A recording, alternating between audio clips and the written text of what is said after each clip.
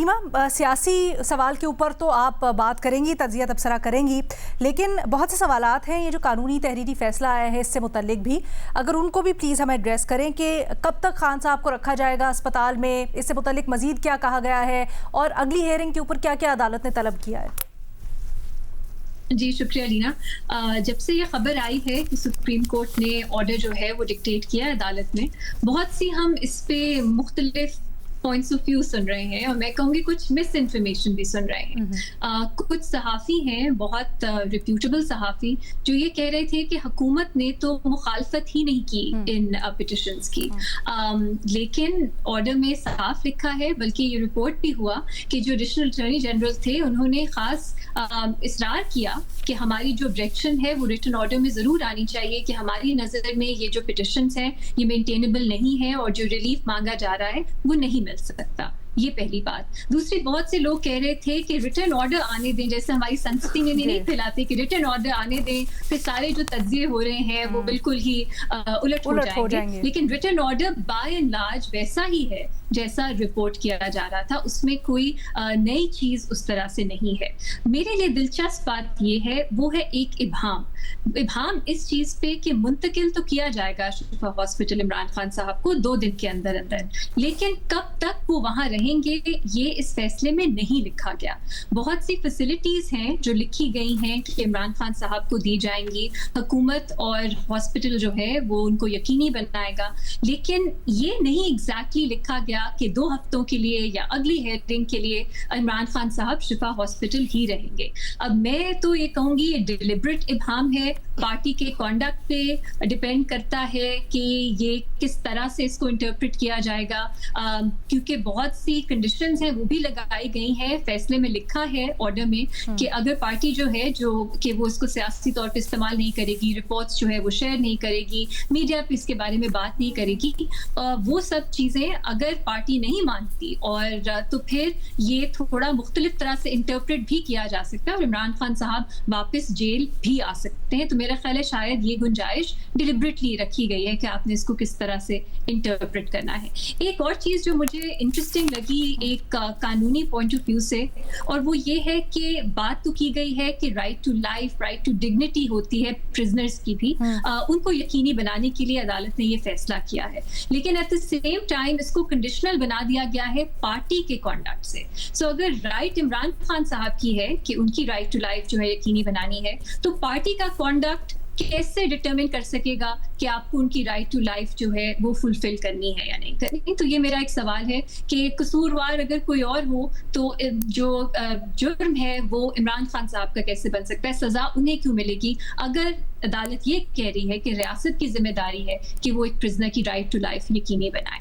आखिरी जो पॉलिटिकल सवाल है लीना, हर चीज को हम ऑब्वियसली एक ज्यादा बड़े सियासी सवाल से जोड़ते हैं और इस मुल्क में अक्सर वो यही होता है कि क्या इस हुकूमत का वक्त आ गया है, क्या कोई चेंजेस आ रहे हैं सिस्टम में। मैं तो वो नहीं देखती इस वक्त। एक मेरा ख्याल है पीटीआई को ढील जरूर मिली है, उनका ये मुतालबा था बहुत अरसे से कि इमरान खान साहब के साथ मुलाकातें हैं, उनको यकीनी बनाया जाए और उनके जो मेडिकल उनकी जो हेल्थ है उस पे ना खेला जाए। तो ये तो उनकी डिमांड्स थी जिनको पूरा किया गया है। तो एक तरह से जो बहुत ज्यादा मैं कहूँगी हार्ड मतलब बाय हाई हैंडेडनेस दिखा रही थी हुकूमत रियासत, उसमें शायद कुछ कमी आई है और वो जो थोड़ी सी नरमी वो दिखा रहे हैं।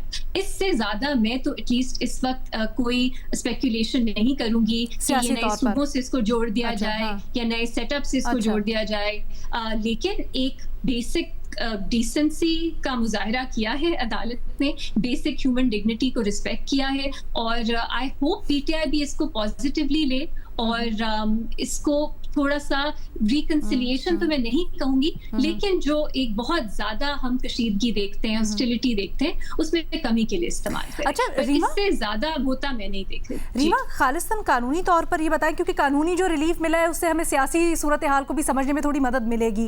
ये जो इब्हाम रखा गया है या मामलात को अगली समाअत 16 सितंबर तक डाला गया है, इसका ये नज़ायर से क्या इससे पता चलता है, क्या ये गुंजाइश गैर मामूली तौर पर निकाली गई है और ये अदालतें निकालती हैं, या फिर ये एक कानून की एक प्रैक्टिस है जिसमें कोई इतना अचंभे की बात नहीं है?